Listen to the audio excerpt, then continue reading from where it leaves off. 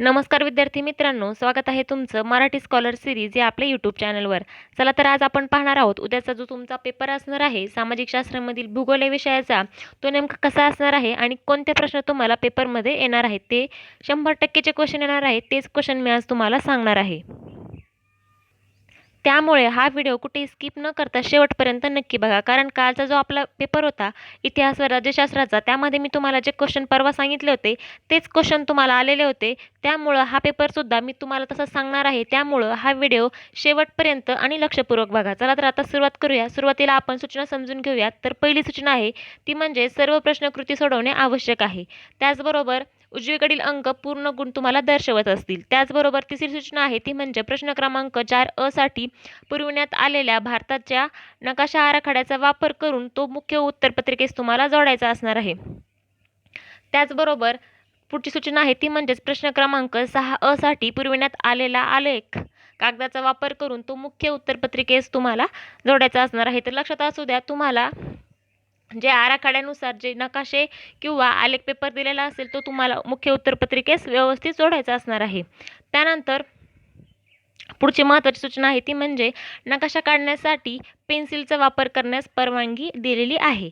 त्याचबरोबर पुढची सूचना आहे ती म्हणजे प्रश्नांची उत्तरे देताना आवश्यक तेथे आकृत्या आणि आलेख काढणं तुम्हाला बंधनकारक असणार आहे.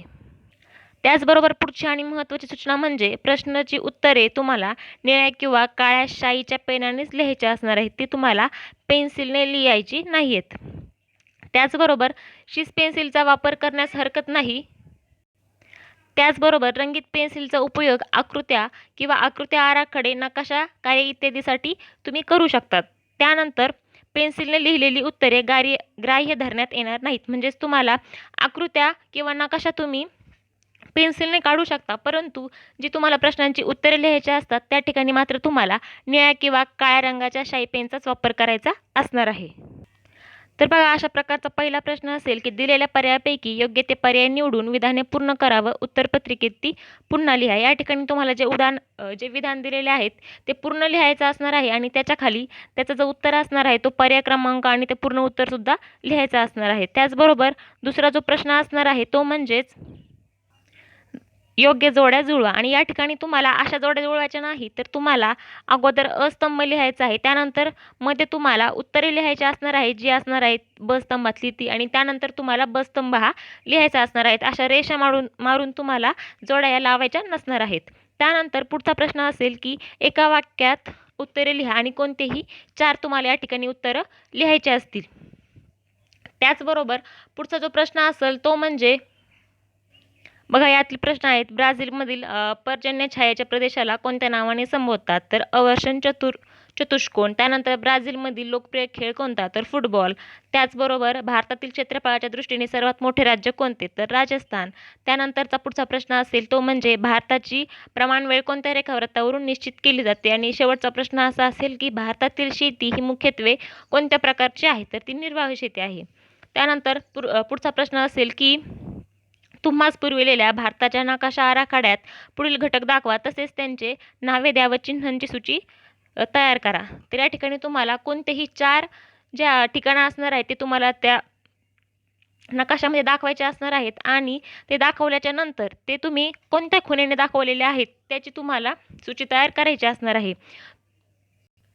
त्याचबरोबर पुढचा प्रश्न असणार आहे तो म्हणजे दिलेल्या नकाशाचे वाचन करून त्याखाली दिलेल्या प्रश्नांची उत्तरे लिहा आणि कोणतीही 4 उत्तरं तुम्हाला लिहायची असतील. तर बघा, या ठिकाणी हा प्रश्न खूप सोपा असतो, कारण वरतीच तुम्हाला नकाशा दिलेला असतो आणि त्यावरच आधारित तुम्हाला खाली प्रश्न दिलेले असतात आणि त्याचे उत्तर तुम्हाला त्या नकाशामधून शोधून लिहायचे असल्यामुळे हा खूप सोपा प्रश्न असतो. त्यानंतरचा पुढचा आणि महत्त्वाचा प्रश्न असतो तो म्हणजेच भौगोलिक कारणे लिहा आणि कोणतेही 2 तुम्हाला भौगोलिक कारणे लिहायचे असतील आणि प्रत्येक कारण तुम्हाला हे 3 मार्कासाठी दिलेलं असेल. असा एकूण हा 2 प्रश्न 6 मार्कासाठी दिलेले असतील. तर बघा, यातले काय प्रश्न दिलेले आहेत की भारतात पानझडी वने आढळतात. ब्राझीलमध्ये पर्यावरण स्नेही पर्यटनाचा अधिक विकास केला जात आहे. त्यानंतर भारताच्या अर्थव्यवस्थेत मत्स्य व्यवसायी भूमिका महत्त्वाची आहे. अशा प्रकारचे प्रश्न असतील. त्याचबरोबर प्रश्न 6 मध्ये तुम्हाला खाली दिलेल्या सांख्यिकीय माहितीच्या आधारे स्तंभालेख काढा व खालील प्रश्नांची उत्तरे लिहायची असतील. आता ही तुम्हाला जी माहिती दिलेली असेल त्याच माहितीच्या आधारावर तुम्हाला खाली प्रश्न दिलेले असतील आणि हे प्रश्न अतिशय सोपे असतात, कारण त्याचे उत्तर तुम्हाला यामध्येच दिलेले असतात, फक्त ते तुम्हाला शोधून लिहायचे असतील. तर बघा, पहिला प्रश्न काय आहे की वरील आलेख काय दर्शवतो? तर काय दर्शवतो? ब्राझील लोकसंख्येची टक्केवारी दर्शवतो. त्याचबरोबर कोणत्या दशकात नागरिकीकरणाचा वेग कमी झालेला दिसतो? तर सगळ्यात कमी कुठे दिसतोय ते सुद्धा तुम्हाला या ठिकाणी शोधून लिहायचं असेल. त्यानंतर 1980 ते 1990 या दशकात नागरी लोकसंख्येत किती टक्क्याने वाढ झाली आहे? तर ती 8.6% वाढ झालेली आहे. त्याचबरोबर मागचा जो प्रश्न होता त्यालाच ऑरमध्ये तुम्हाला हा प्रश्न असणार आहे. एकतर तुम्ही तो प्रश्न सोडवू शकता किंवा हा.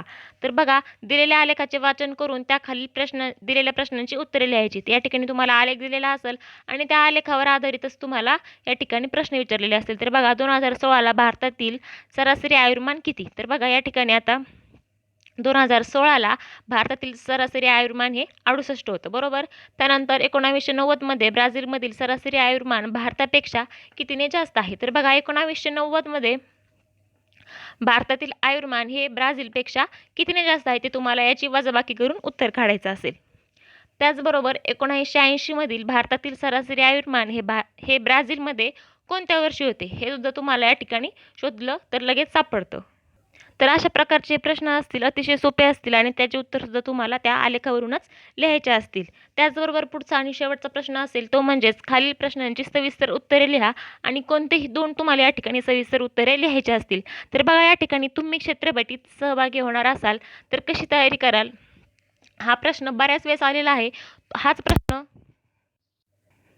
हाच प्रश्न तुम्हाला 2026मध्ये सुद्धा येण्याची खूप शक्यता असल्यामुळे या प्रश्नाचा आज चांगला सराव करा. त्याचबरोबर आज मी तुम्हाला जी प्रश्नपत्रिका दाखवली ही काही 2026ची नाही आहे, तर ही तुमची बोर्डाची जुनी प्रश्नपत्रिका आहे. परंतु बोर्डामध्ये ज्या जुन्या प्रश्नपत्रिका असतात त्यामधलेच खूप प्रश्न हे रिपीट होत असतात. त्यामुळे मी तुम्हाला आजची ही जी प्रश्नपत्रिका दाखवली त्यातील प्रत्येक प्रश्नाचा नीट आज सराव करा, कारण यातील बरेच प्रश्न उद्याच्या पेपरमध्ये येण्याची जास्त शक्यता आहे.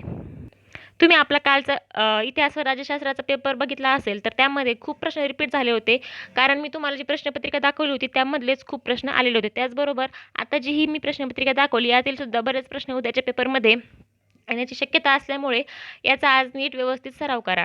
त्याचबरोबर जर हा व्हिडिओ आवडला असेल तर चॅनलला सबस्क्राईब करा, तसेच या व्हिडिओला सुद्धा एक लाईक नक्की करा.